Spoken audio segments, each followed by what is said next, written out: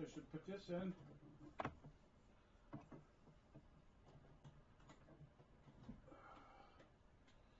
Okay. All right. Just starting now. No, I guess this isn't. There we go. Okie dokie. Just pull this up. Welcome. I don't know what is going on with my photo. It won't want to go. All right. We're a couple minutes behind. Bonjour. Here we go. It's happening here.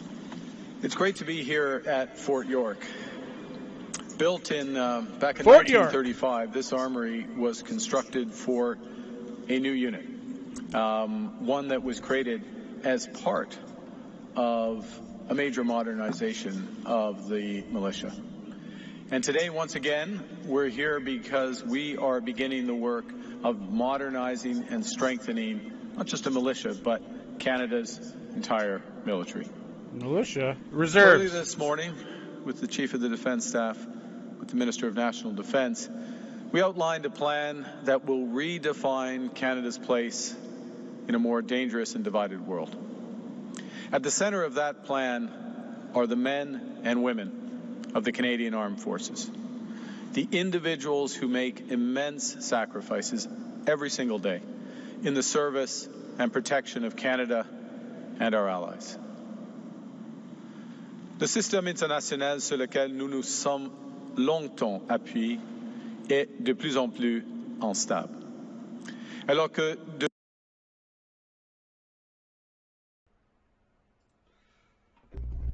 Okay, so Carney's and York. de nouvelles puissances s'engagent the reserves. dans une lutte qui va façonner le futur du monde. Le Canada doit être prêt.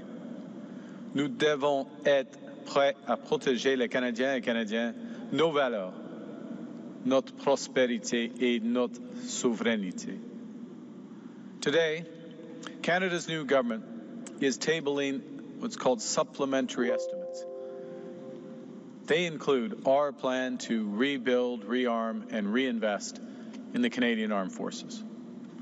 The additional $9.3 billion for this fiscal year, 2025-2026, will bring Canada in line with the 2% NATO target this year, half a decade ahead of the previous government's plan.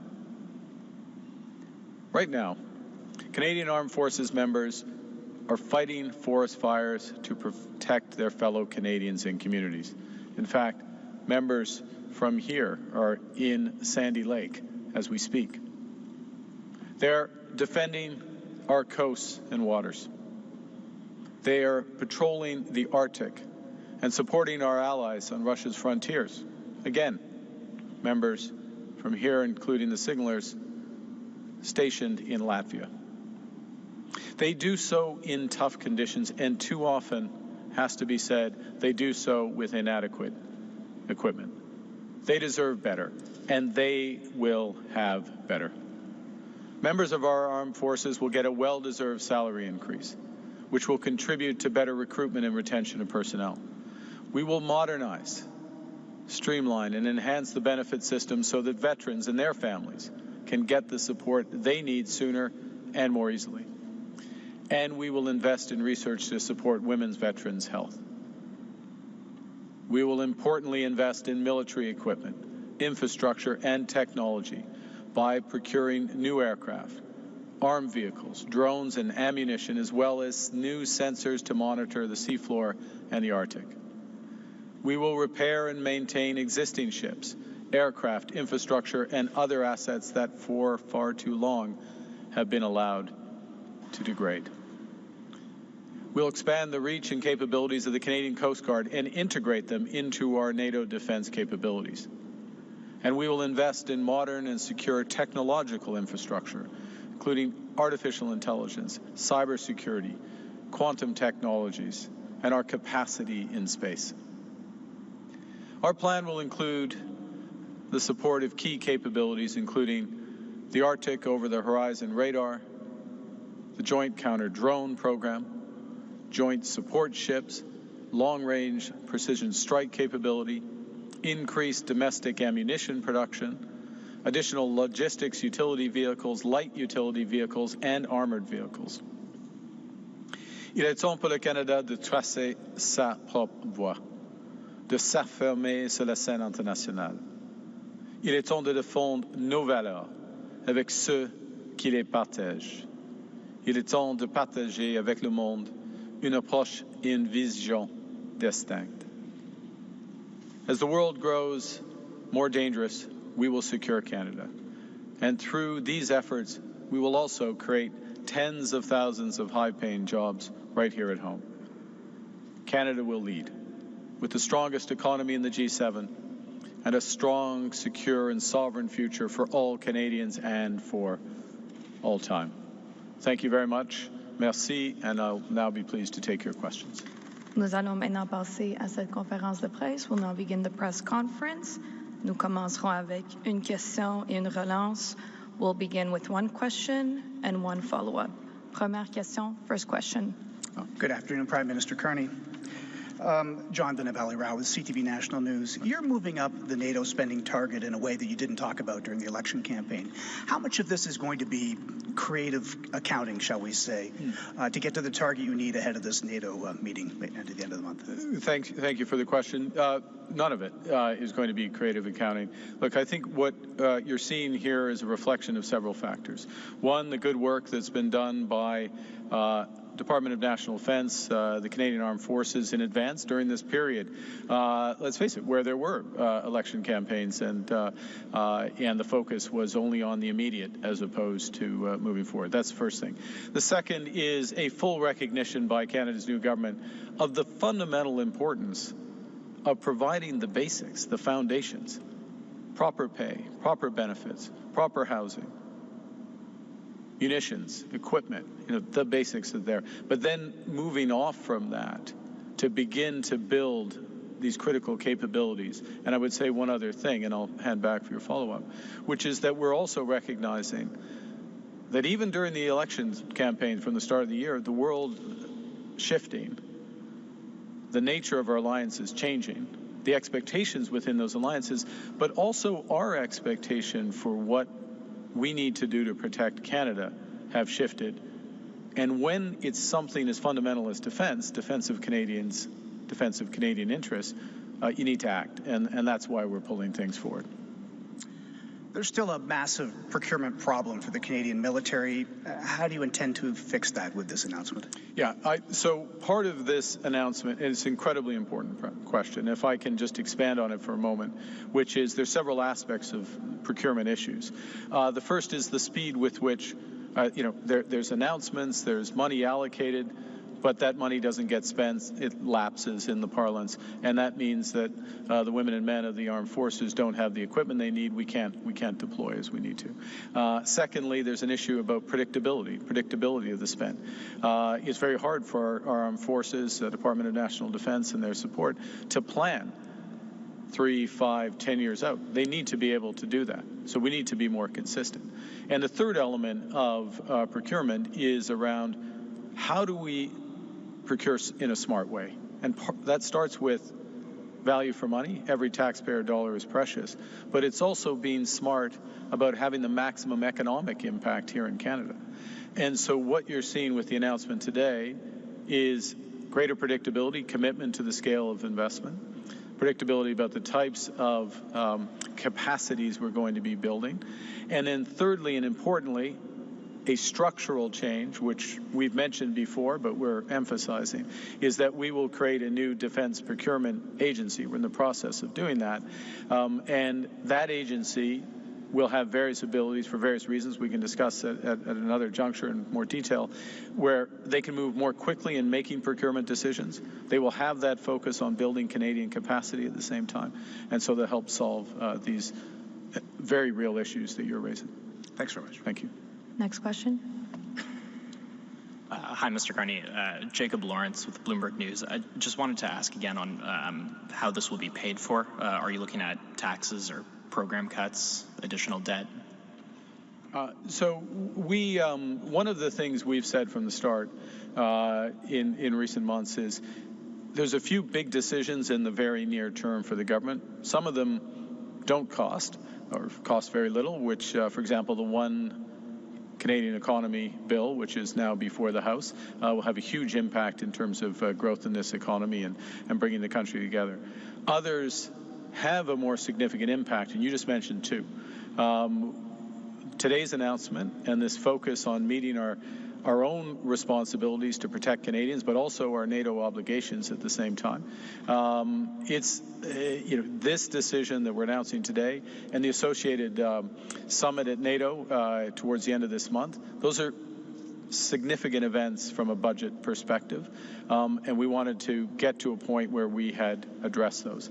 And then secondly, as you just referenced, we have just begun the process to look for savings in government, to improve government productivity, to reallocate spending across government. We're just, last point, and so getting greater traction on that and clarity on the scale of that will be important for the budget. Last 2 points.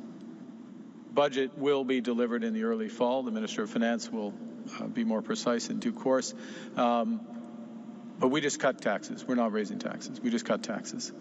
22 million Canadians are getting a tax cut July 1st. Very pleased to see all-party support of that in the House. A good sign of parliamentarians coming together to help Canadians during the affordability crisis. Thank you. And just on fiscal matters, are you still expecting the deficit for this year to be at $62 billion? Well, look, the deficit, we'll give an update of the outlook for the deficit in due course. That will take into account the economic conditions, decisions such as today, progress we're making on spending reductions as well. So today's not the day for a fiscal update. Thank you. Thanks very much. Next question. Hi, this is Vipal Manga from the Wall Street Journal. How does this initiative play into Canada's hopes for a new economic and defense framework with the United States? Well, and within the context of, well, first and foremost, it's about protecting Canadians, us taking our responsibilities. In the context of a United States that is providing a lower degree of collective security.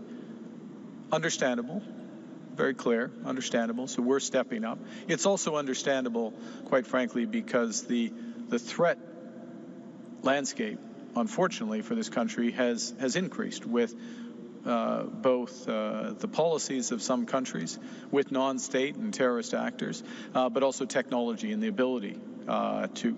Our advantages of geography have been reduced, I can put it that way. So first and foremost, we're doing this for us. Relatedly, we're doing it as a strong NATO partner. We're a firm believer in NATO, and we're standing shoulder to shoulder with our NATO allies. We'll continue to do so. And of course, the United States is a fundamental ally of the country. So I think it's very complementary to the process of developing that new economic and security partnership with the Americans. Presumably, some amount of these monies will go towards U.S.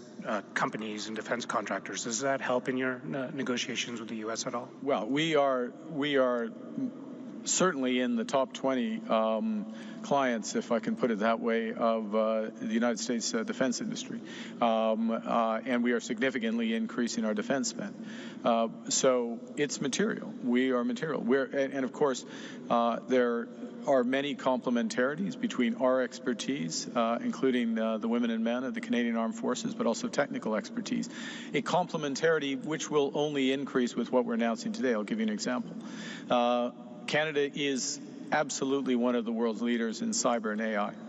There is a big focus in this defense package on developing our cyber and AI capacities, working in partnership. We're here in Toronto. We're a few blocks away from the Vector Institute, for example, and creative destruction labs. So building on those partnerships can be complementary to our relationship with the U.S. Thanks. Thank you. Next question. Hi, Prime Minister. Jeff Gray, Globe and Mail. I wanted to ask you about remarks you made this morning. You mentioned the word sacrifice. There's a debate going in Europe about this rearming that's underway, and there's a lot of talk about the effect that's going to have on social assistance and healthcare and so on.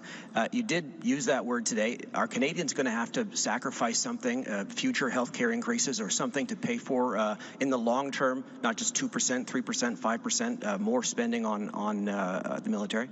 Well, I think the first thing is that it underscores, and I also made this, thanks for paying attention to the remarks this morning, but also made this point right at the outset, is there's no true security without economic strength. And this is true for defense and security. It's true for our social programs as well. We can't redistribute what we don't have. And so the importance, and that's why this government is so laser focused on building the strongest economy in the G7. So we can not just maintain, but enhance, if possible, our social model, our social framework, support each other. Some of these sacrifices will come, I think, in terms of, I'm going to give you an odd answer to this, but I believe it, which is it's going to require a degree of cooperation, consensus, a degree of speed that's going to be needed, both for we're looking to move forward, as well as to build these defense capacity. And if I can just loop back to the earlier question about defense procurement, it's part of the reason why we are changing our procurement model. I'll go back to the speech then. Another remark you made talking about Canada's need to focus on Canada, to work with Europe, to maybe disentangle ourselves a little bit from the United States. Isn't it also, it's inevitable that our defense structure is going to be completely integrated with the United States? There's no way to get around that. Well, I would, you had me until you said completely.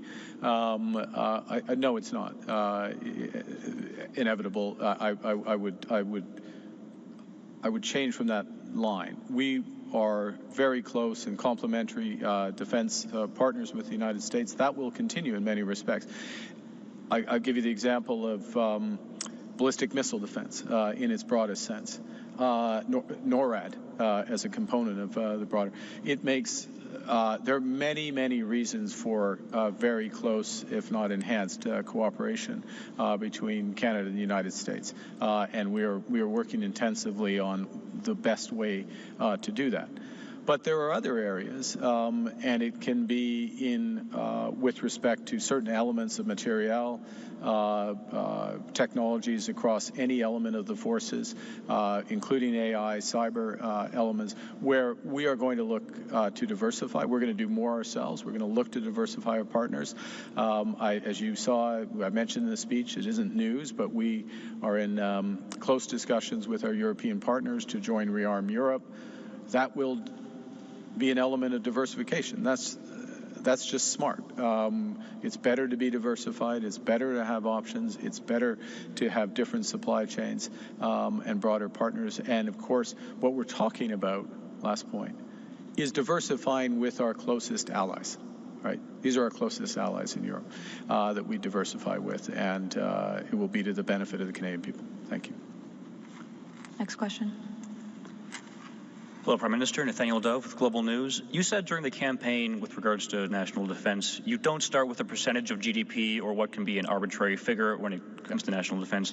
Can you explain why you changed your position so that now we are hitting 2% much faster than you originally said? Well, actually, it is the same position. It's looking at all of the elements on the ground, starting with the very basic elements of the foundations of the Canadian forces.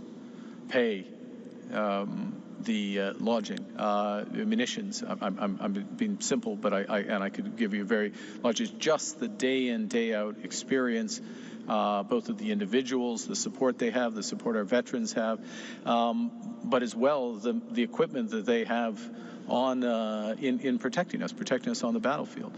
We see the strains, for example, with respect to the relatively limited operational readiness of some of our aircraft broadly speaking, with respect to all that's being called on our military right now, including with the fires. And I want to full credit to the two individuals and the people they represent behind me for the full support they have given in massive evacuations and timely evacuations, working with the provinces.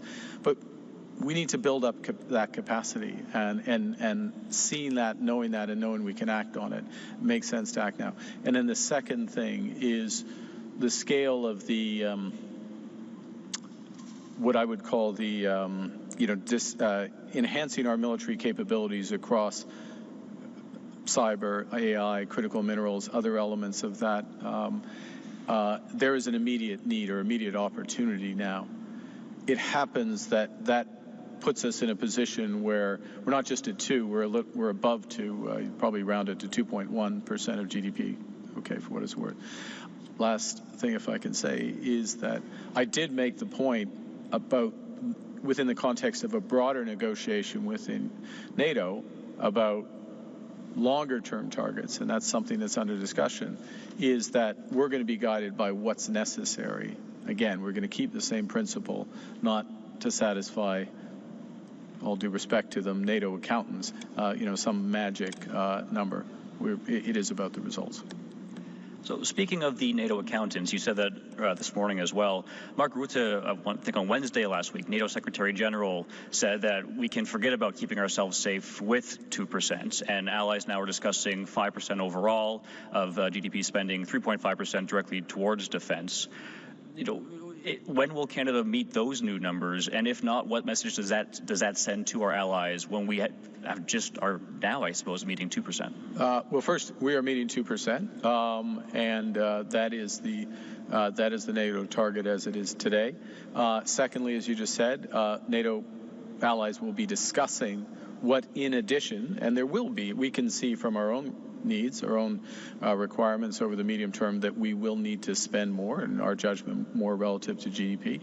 So we'll have discussions about how much that more is and what's the horizon over which to have those bigger numbers. And the Minister of National Defense was just at NATO in the last few days and had some of those discussions. But it'll be about results. And I'll make one final point here, which is, importantly, a component of that increased spending is what's called a defense industrial pledge, 1.5 percentage points of GDP that's spent on everything from resilience through to really foundational elements of defense, critical minerals, and it could include things like AI, quantum, other elements. We feel very confident that we are in the zone of already meeting that requirement. We also have a strategy. And look, we've got the signalers here. We've got expertise literally in the room. We have a strategy that's looking to really build on those elements anyways. So I think we're at 2. That extra 1.5, in that case, defense industrial pledge, is something we feel very comfortable about, both the need and our ability to deliver on that. When you move beyond that, it'll be a discussion, and it's this discussion about results. Defense is. It literally is to keep our citizens secure, and we'll do what's needed. Thank you. Thank you. Next question. Hey, Barbara with iPolitics. So this Friday, you signaled a desire to re-engage with China to improve market access for Canadian agricultural producers. And our outlet had an interview with the Taiwanese ambassador recently. He warned against cozying up to Beijing because of its tendency to use trade as a political weapon. Why are you putting any trust in China at this time? Well, the first thing is, China is the second largest economy in the world. It is our second largest trading partner, and we have not had engagement with them on matters related to trade. The last time our formal trade mechanism met was, I believe, it was 2018, 2019. Our so-called JETSI had met. So, we're starting from a pretty low base here. Secondly, the real damage is being done to our agricultural sector, our fisheries, because of Chinese tariffs. We think they're unjustified. We need to engage to have those discussions with them. So there are degrees of relationships. This is a recalibration of the relationship. Thank you. I want to ask on housing as well. So housing groups have been calling on your government to extend the first-time home buyers GST rebate to all new home buyers to help accelerate housing construction. Premier Ford also said that he talked to you recently about that. Is this something you were considering? Well, I'd put it this way. We're talking about first-time home buyers and a full GST rebate on homes up to $1 million.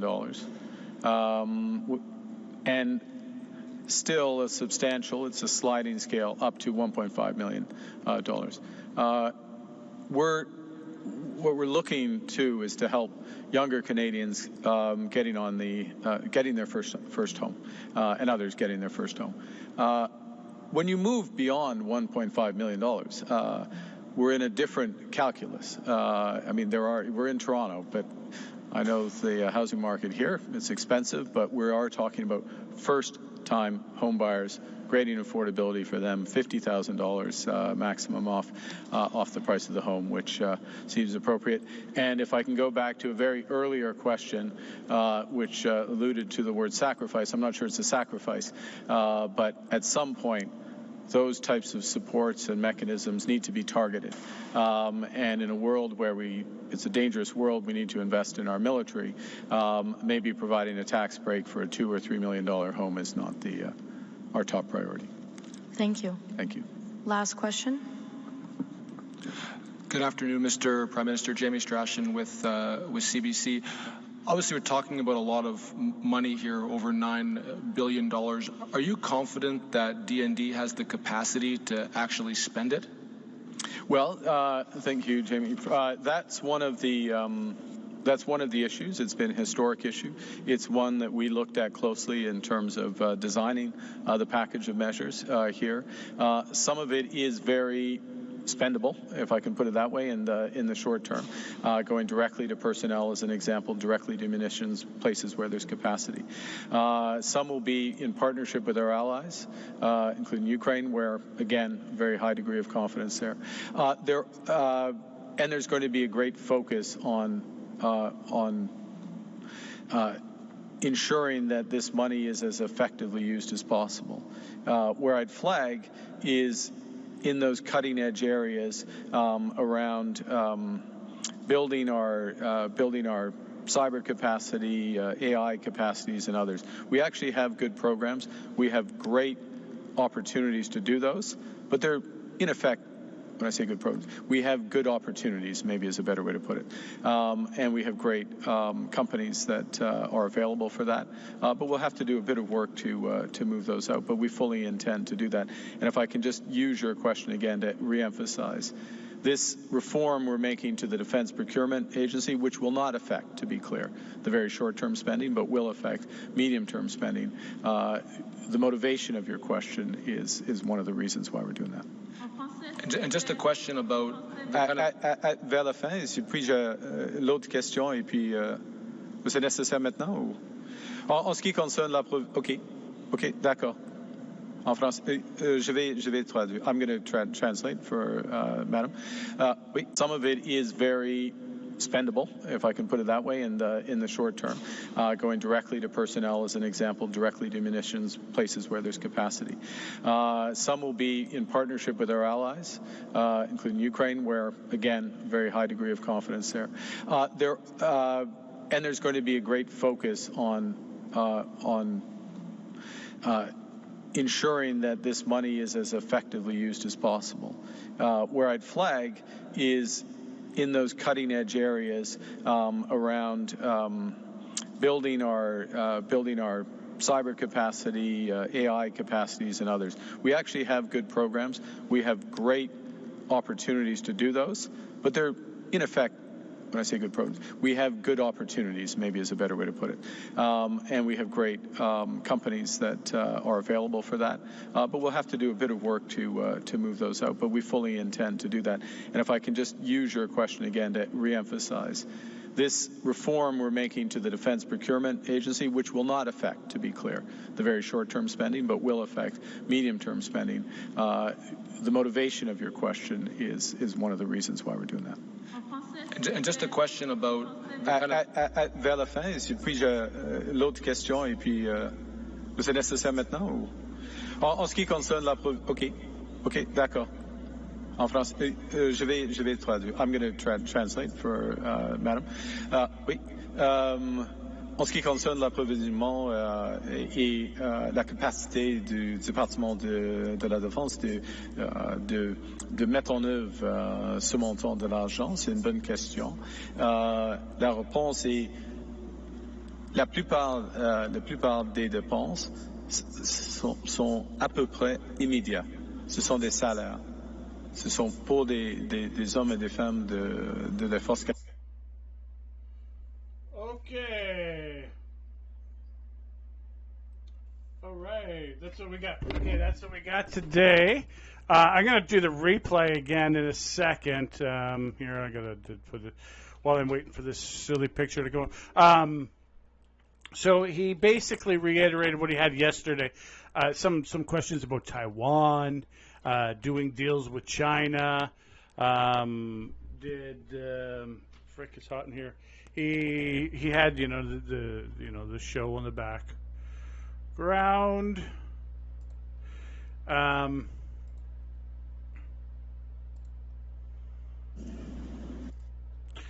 It's they got the walk up. The defense minister, I think he's a pretty good defense minister. He's one of the most serious liberals they have on their bench. I'm not saying anything against any of the other ones. I'm just saying when it comes to the serious ministers, he is. When he was the public safety minister fairly recently. And, well, like I said, I thought he was doing a good job. His announcements were pretty good. He definitely had. He had a lot of things to say. Like he got the Blackhawks, and when he had the czar, who we haven't heard much of. This new czar, and all this stuff. So he didn't say anything today. He was window dressing, but today with Carney. Here's the replay. Just finished it live, so we're going to do the replay. But he basically was saying we're going to speed up the 2%, 2.1%. We're going to, the military's been doing with the firefighting that's been happening in Manitoba, which is good. I believe that there should be a large contingent of the military. They had it before. It was called DART, D-A-R-T. And then they disbanded it or whatever. They were out of Moncton too. Lucky people got posted to Moncton. One of the best cities. One of the best cities is Moncton, and no one knows about it. It's like you go there and you feel like you're in a big city. There's people dressed up like, the women. Men in suits and women dressed up like fancy sequins dress kind of stuff. It has that downtown flavor. I don't know why, but it does have that. But also, like 3 minutes outside of the city, and it's like you're in the country, like you're in the bush. Like it's wonderful. It's got this weird mud river that goes through. You can't walk there. Danger. Don't go there. Some really cool buildings and stuff like that in the city. Dieppe as well, and it really has a good. Lively night scene. It was actually one, like I said, I'm very, very impressed with this city. And they get like a lot of the new stores. I don't know as much if it happens as much. Like when Old Navy came, they went there first in the Maritimes. And so that was a big deal for, I don't know, a friend of mine was like, we got to go. Okay, let's go see. Anyways, like, cheap, decent clothing, anyway, it was a really good city. So, but I digress. The city of Moncton is great. What I believe is what we should have is a very large contingent, like it should be in Petawawa, Pet, or you know what I mean, or under the Pickleys or under Van Duys. That's about natural disasters. Canada, yes, the military is about war fighting. But I believe that we should also be, as Canada, lean into what we're known for. We're known for hockey, snow, and being nice people. So when there's a Canadian contingent, say in a natural disaster, and say, I don't know, Haiti, the big, huge, ginormous Canadian flag, it'll be a sign of calm, and then that'll be a place that Canada could use their military, and also use it as a diplomacy to help certain nations and worldwide say, hey, look what we're doing here. Not just the warfighting stuff. And you have to have the military strict regulations and control to operate in chaos situations of natural disasters, right? It works better. Everyone knows this. NGOs, they do a damn good job, but they run in their chaos. They're usually chaos, and they have good agile people. But the military, because of its structure and the way that people become in the military, it really makes for a more effective team. As proven, natural disaster after natural disaster, it's the military that comes. So I've always been a big advocate that they should have a huge force. And for those hippies, or whatever you want to call them, that don't want to join the military to do war fighting, have hey, okay, well, you can be in DART, and it gives them an opportunity to do the 3-year stint only and not as much. I don't know. I'm just throwing spitball in here.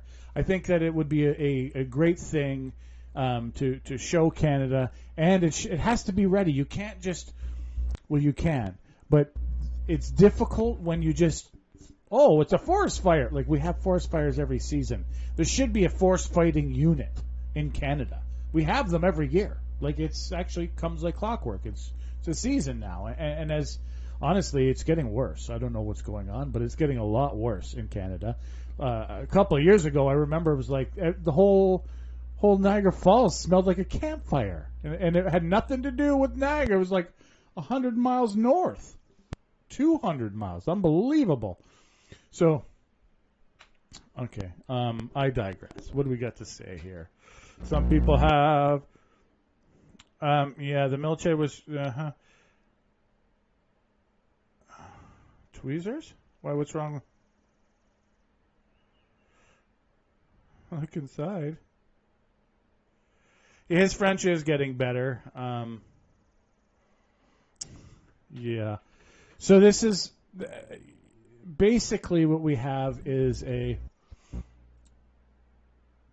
big spending bill, a new unit. He didn't talk, I don't know, he didn't explain this Borealis unit that much.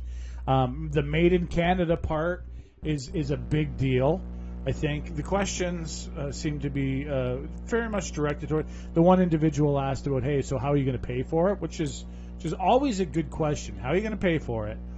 And he said they're going to figure it out. No, they're not going to raise taxes. It'll be found money or whatever, accounting. And it won't be, he says, and this increase is not going to be an accounting divination, to be facetious. It's going to be literally money coming in. Okay. I'm going to do another quick thing, and let's see what they have to say. Just quick. And that'll be it. Great. Good afternoon, everyone. Bonjour. It's great to be here at Fort York. Built in back in 1935, this armory was constructed for a new unit, one that was created as part of a major modernization of the militia. And today, once again, we're here because we are beginning the work of modernizing and strengthening not just a militia, but Canada's entire military. Early this morning, with the Chief of the Defence Staff, with the Minister of National Defence, we outlined a plan that will redefine Canada's place in a more dangerous and divided world. At the center of that plan are the men and women of the Canadian Armed Forces, the individuals who make immense sacrifices every single day in the service and protection of Canada and our allies. Le système international sur lequel nous nous sommes longtemps appuyés est de plus en plus instable.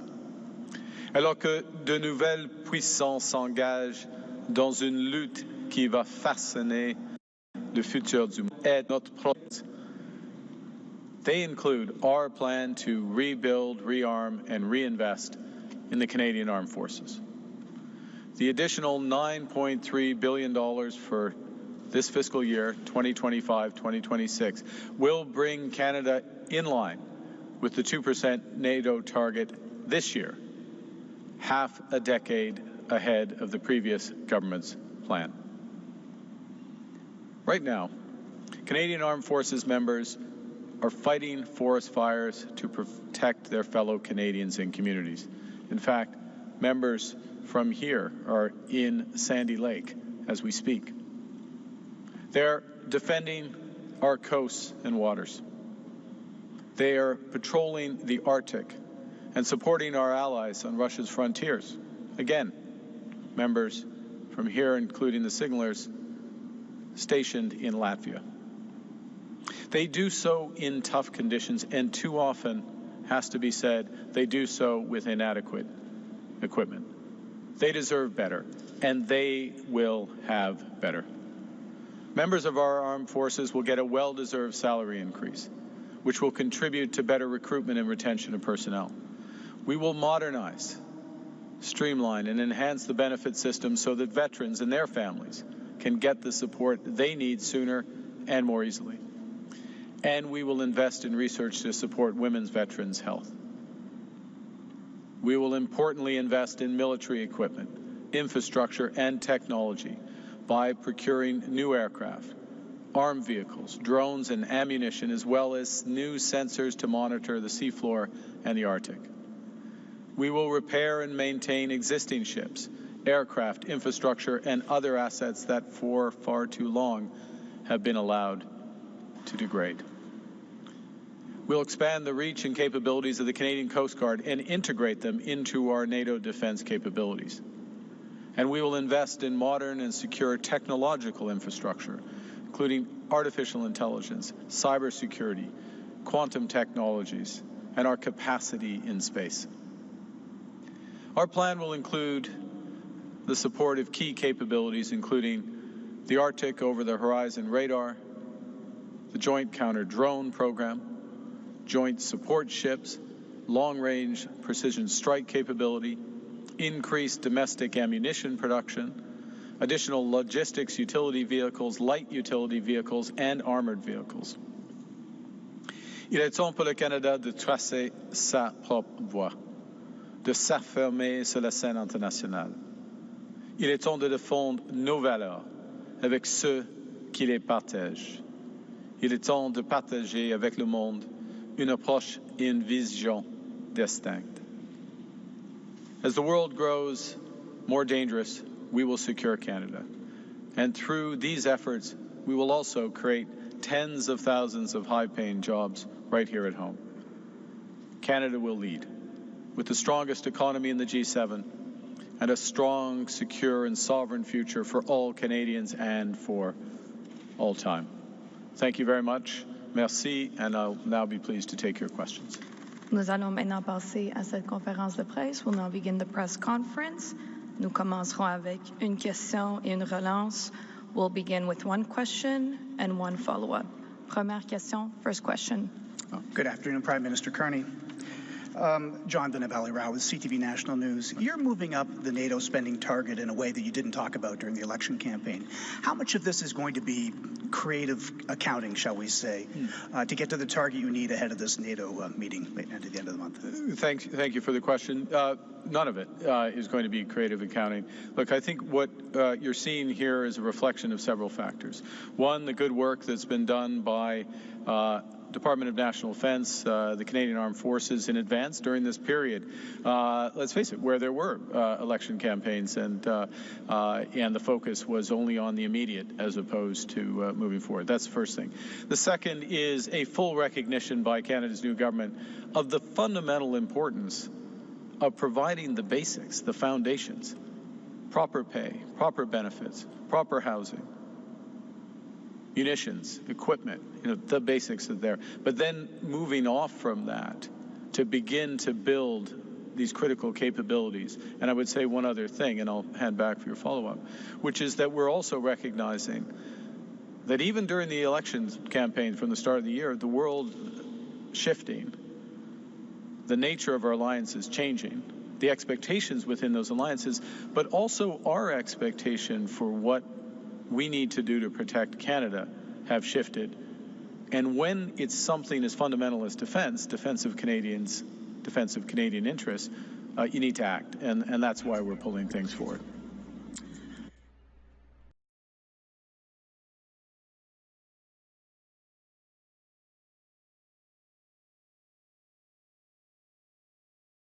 That's what we got going. The money, make sure it's working. Yeah, the money. He's having a nap here. Let's let him open his eyes. Okay, so the money for the military spending.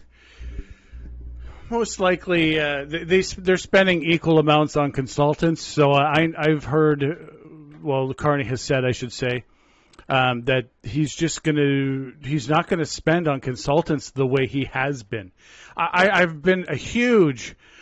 I'm okay with consultants when you have projects and stuff, and I think that's the way it should be. You have a new project that's thing, then you put the consultants on it. But what we've had in the last decades, and I'm not against consultants and stuff, I think they should give them a break on taxes and stuff like that on that industry.